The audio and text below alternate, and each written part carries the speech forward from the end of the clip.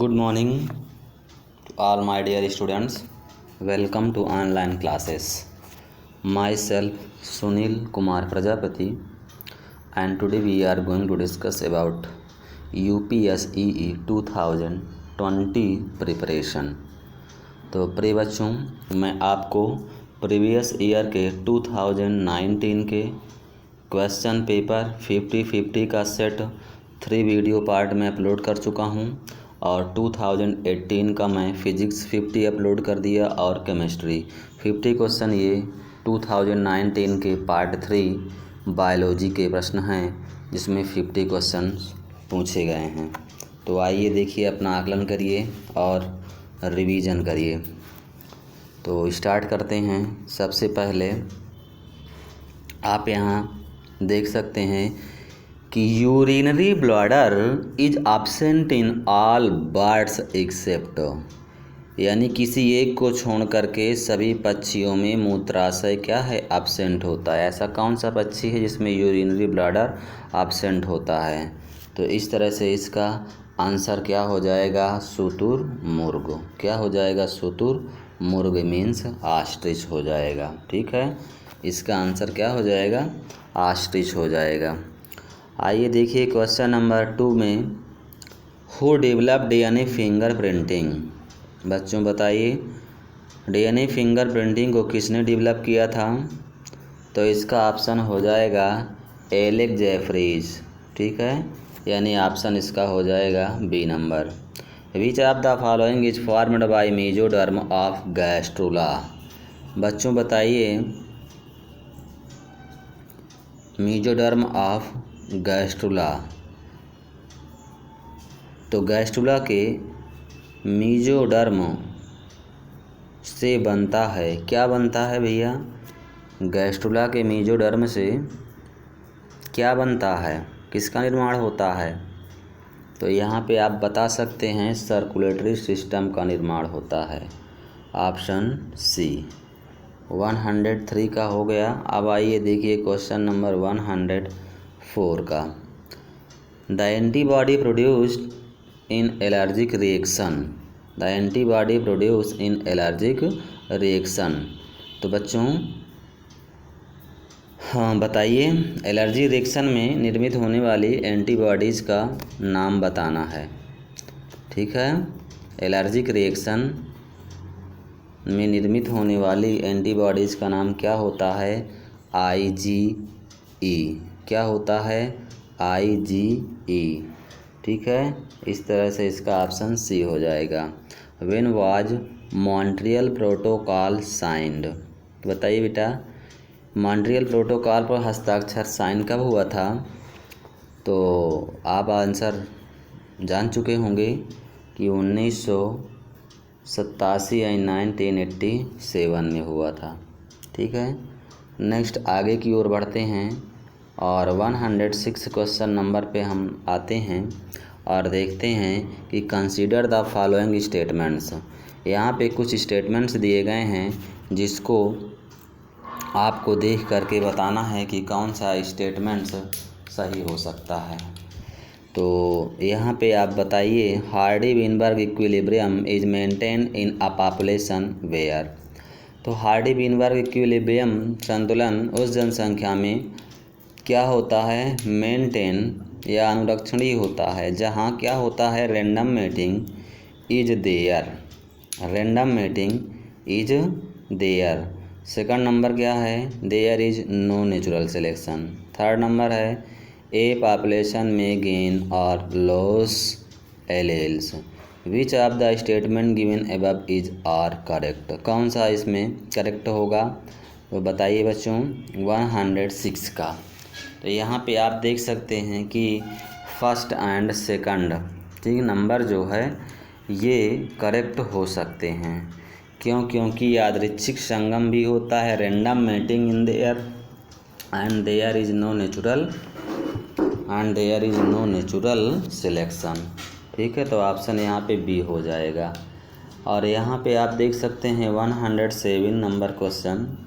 तो 107 number question, species species which are closely related, morphologically similar, reproductively isolated, live in sympatric population are designated.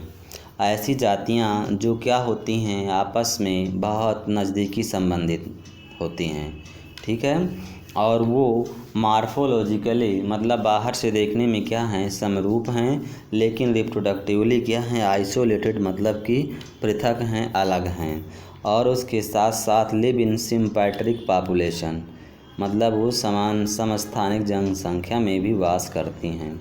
तो इससे population का नाम क्या दिया जाएगा, तो 107 का सिबलिंग दिया जाएगा, ठीक है, नाम क्या हो जाएगा, समाभाषी, क्योंकि सिम्पैट्रिक पॉपुलेशन में क्या कर रही हैं, वास करती हैं, तो ये इनका नाम हो जाएगा, क्या हो जाएगा, sibling. Which one of the following group is nutritionally essential amino acid.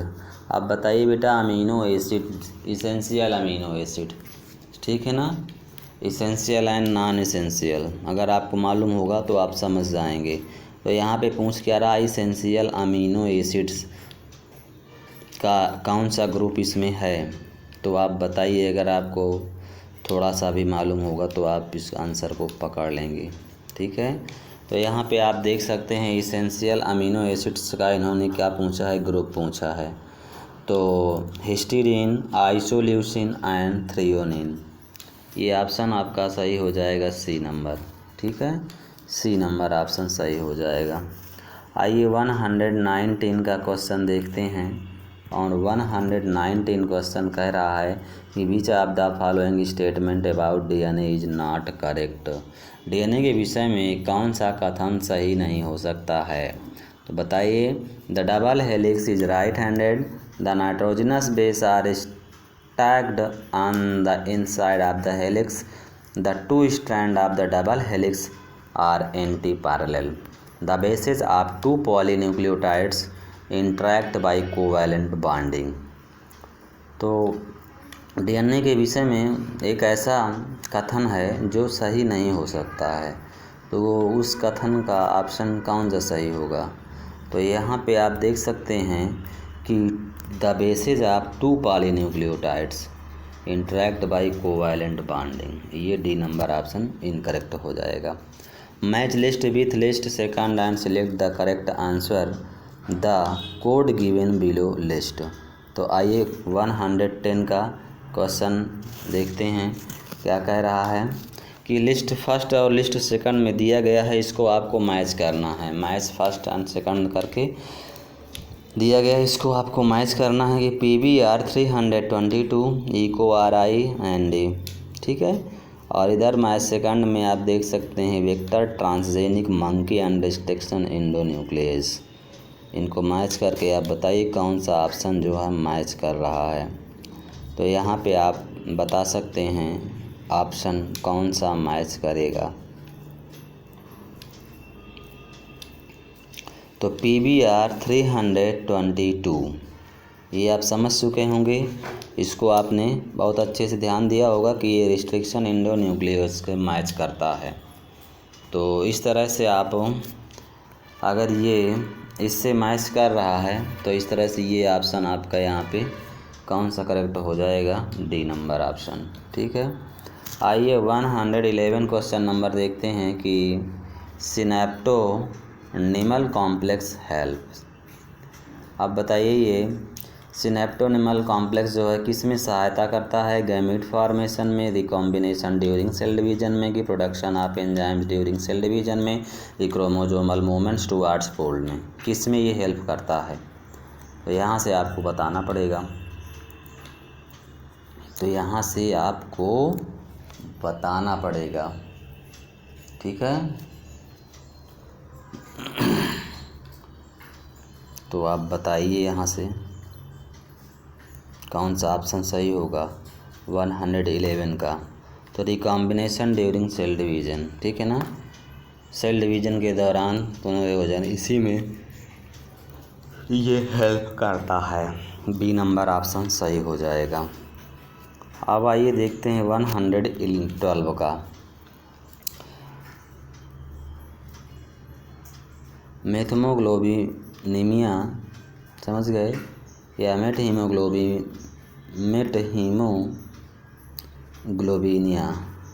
ग्लोबिनीमिया, ठीक है, is caused due to the presence of in excess of which of the following in drinking water.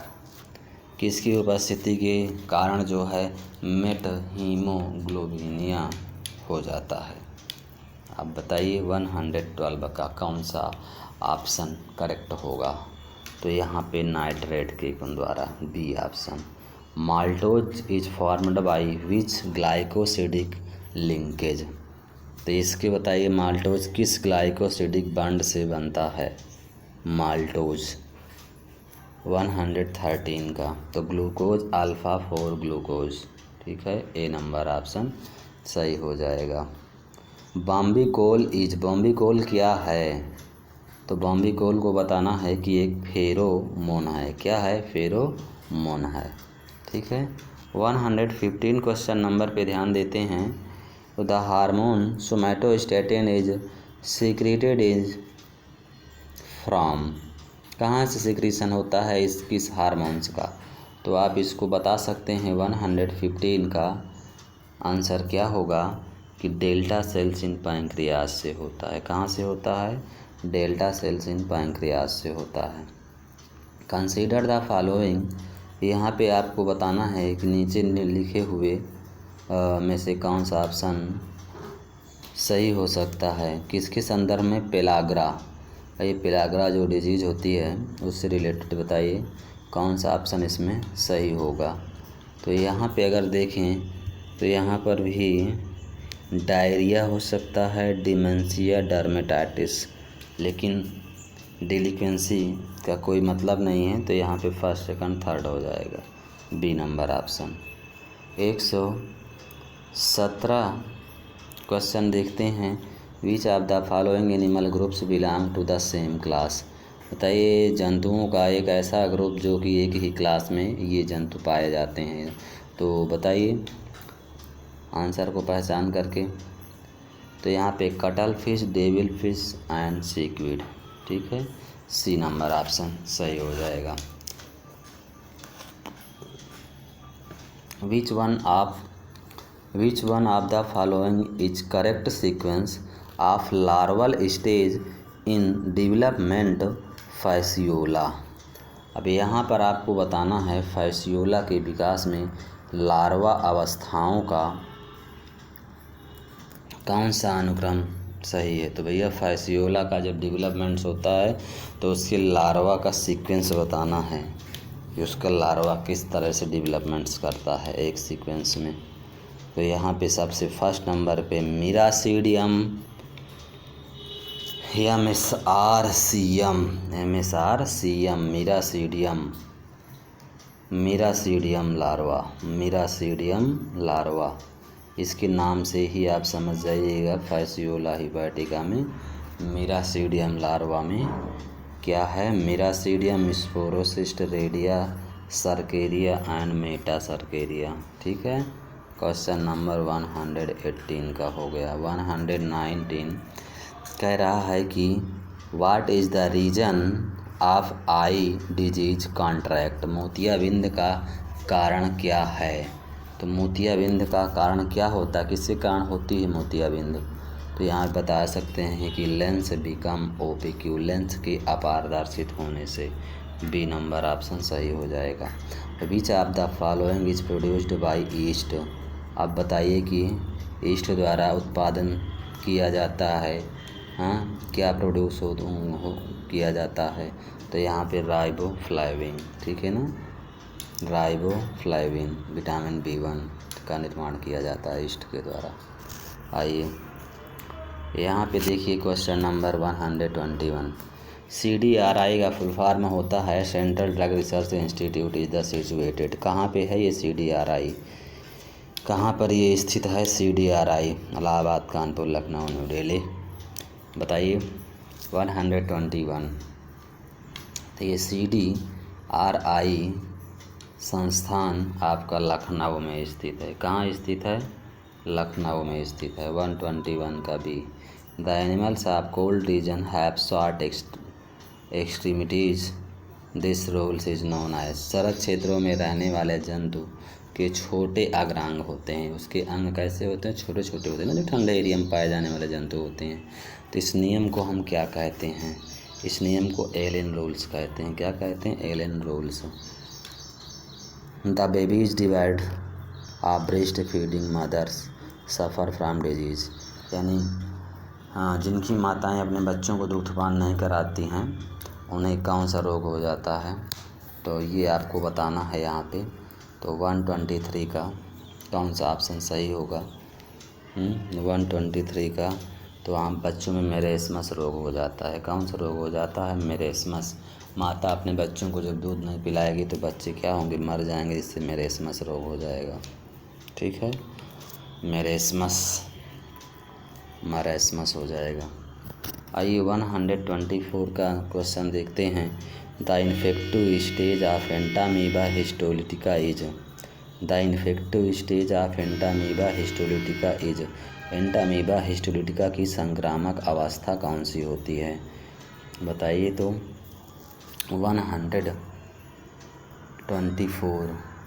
124 का यहाँ पे सी सही हो जाएगा। ठीक है ना, मैच्योर सिस्ट होती है। विच gland is present in rabbit but absent in frog? 125 में बताइए कि खरगोश में तो पाई जाती है लेकिन मेढक में नहीं पाई जाती है।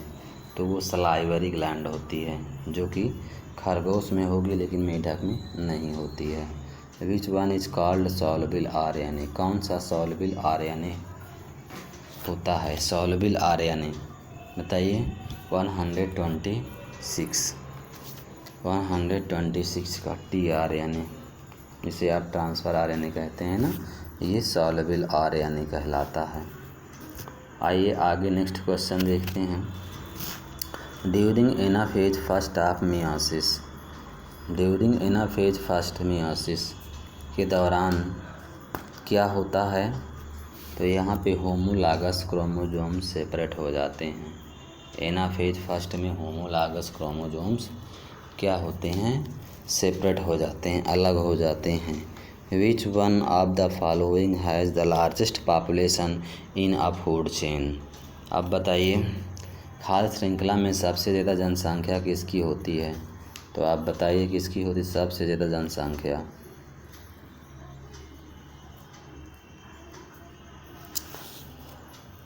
सबसे ज़्यादा जनसंख्या की बात पूछ रहा है। तो यहाँ पर डिकम्पोजर हो जाएगी, जिसकी अधिक संख्या। ठीक है ना, फूड चेन में सबसे अधिक संख्या किसकी होती है? डिकम्पोजर की होती है। जो ऑर्गेनिक मटेरियल्स को क्या करते हैं? सड़ा गला के अलग कर देते हैं, इनकी संख्या अधिक होती है। तो नेक्स्ट क्वेश्चन आप देखिए।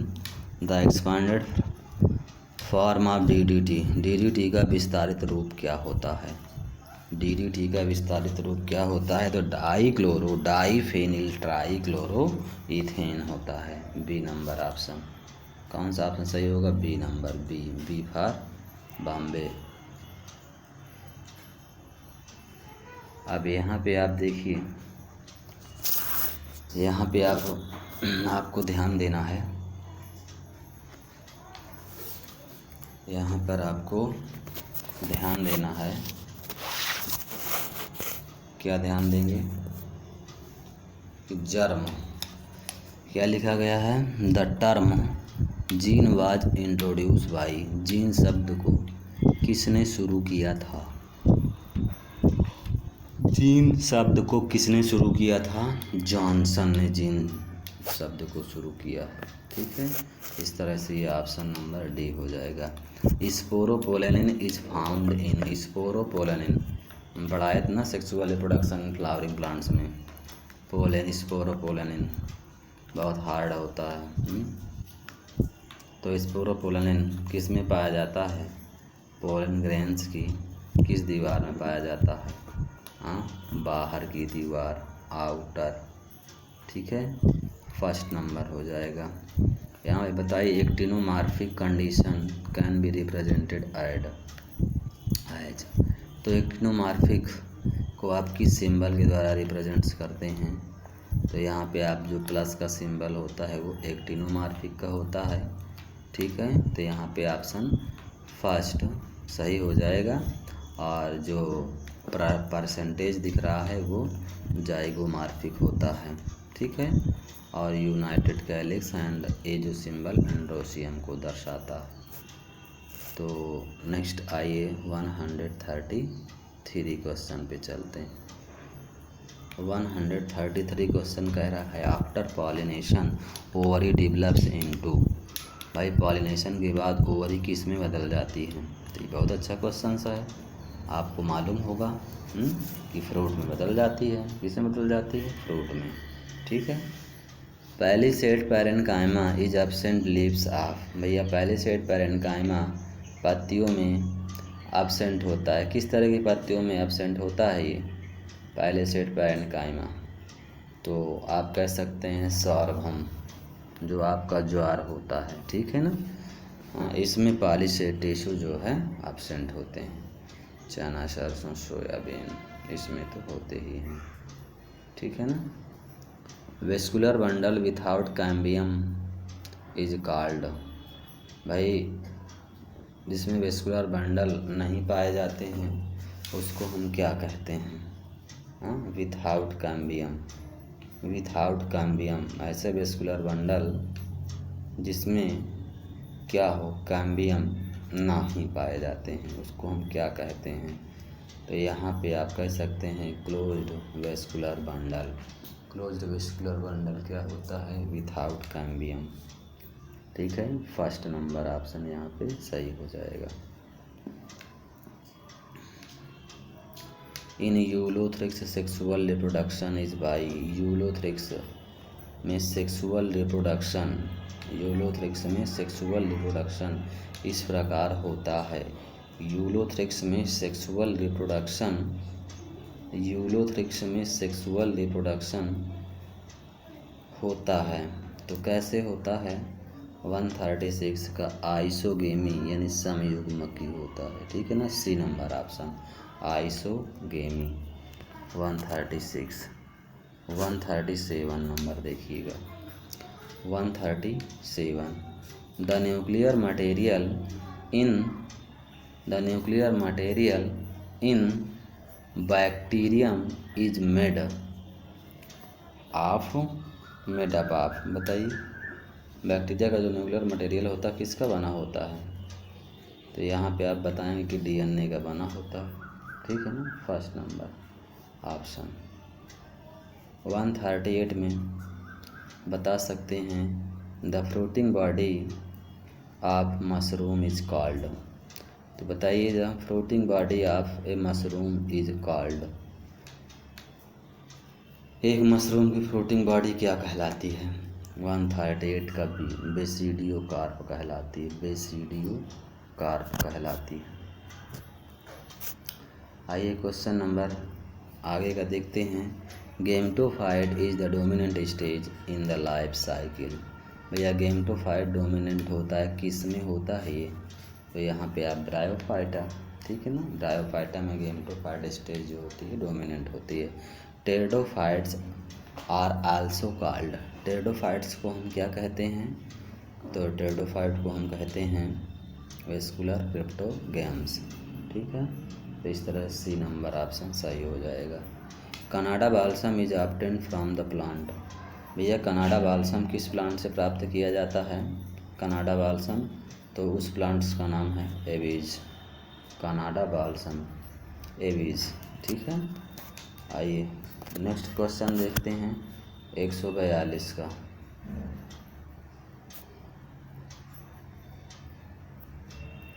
142 क्वेश्चन कह रहा है कि रेप्लम स्ट्रक्चर इज फाउंड इन। बताइए तो रेप्लम का स्ट्रक्चर किस में पाया जाता है? 142 ओवरी ऑफ क्रूसीफेरी। क्रूसीफेरी के ओवरी में पाया जाता है रेप्लम का स्ट्रक्चर। क्रूसीफेरी के कहाँ पाया जाता है? ओवरी में पाया जाता है रेप्लम का स्ट्रक्चर। 143 को अगर आप ध्यान से देखें तो इसमें the lowest water potential is the xylem will be. बताइए सबसे कम जल विभव किसके जाइलम में होगा? तो यहाँ पे 143 का आपको क्या बताना पड़ेगा? लीव्स में होगा। कहाँ पे होगा? लीव्स में होगा सबसे कम जल विभव। विच one is a symbiotic nitrogen fixer?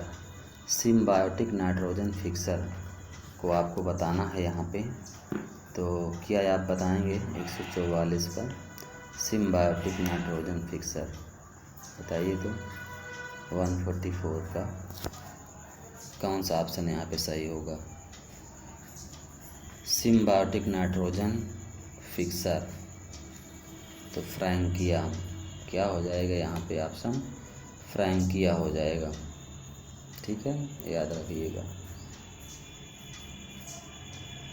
Next question आइए ध्यान देते हैं। The enzyme RuBisCO is found in. RuBisCO enzyme जो होता है ये कहाँ पाया जाता है? किस टाइप के सेल्स में मौजूद होता है? तो आप बता सकते हैं क्लोरोप्लास्ट में रोबिस्को एंजाइम पाया जाता है। क्लोरोप्लास्ट में रोबिस्को एंजाइम पाया जाता है। Which condition favours guttation? बताइए विच कंडीशन फेवर गटेशन? कौन सी स्थिति बिंदु स्राव में सहायक होती है? तो यहाँ पे आपको बताना होगा जब गटेशन होगा तो हाई ह्यूमिडिटी होगी। क्या होगी? हाई ह्यूमिडिटी होगी। 147 का देखिएगा NAD+। तो NAD+ है क्या है? Nicotinamide adenine dinucleotide full form है इसका। 147 का बी एक आयन ऑक्सीडाइजिंग एजेंट होता है, बी नंबर। ठीक है। 148 आपको बताना है। तो यहाँ पे 148 हाँ, तो यहाँ पे 148 का option. Which one is total stem parasite? Total stem parasite का नाम बताना है। तो क्या नाम होगा उसका? Cuscuta reflexa, C number option. The movement of pollen tube is. Movement of pollen tube, भैया पोलन ट्यूब का जो मूवमेंट होता है ये गति कैसी होती है पोलन ट्यूब?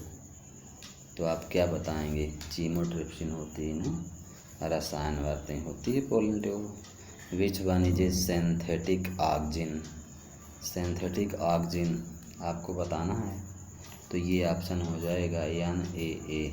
एक ऐसा प्लांट हार्मोन्स है जो कि संश्लेषित क्या है? ये ऑक्सिजन होता है। तो प्रिय बच्चों ये मैं आपको 2018 का UPSEE का क्वेश्चन का सलूशन दे दिया। आप इसको बहुत अच्छे से बार बार इस वीडियो को आगे पीछे करके देखते रहें और अपना कॉन्सेप्ट, अपना क्वेश्चन का आंसर क्लियर करते रहें। तो इसी के साथ अब मैं रख रहा हूँ, और यदि अच्छा लगा हो तो प्लीज़ इस चैनल को देखने के बाद अपने सर के लिए एक लाइक और शेयर तो बनता ही है। और जो बच्चे सब्सक्राइब ना किए हों तो वो सब्सक्राइब कर लें, बेल आइकन दबा लें, जिससे कि मेरी लेटेस्ट वीडियो अपलोड उनको तुरंत मिलती रहे। Thank you so much, love you all.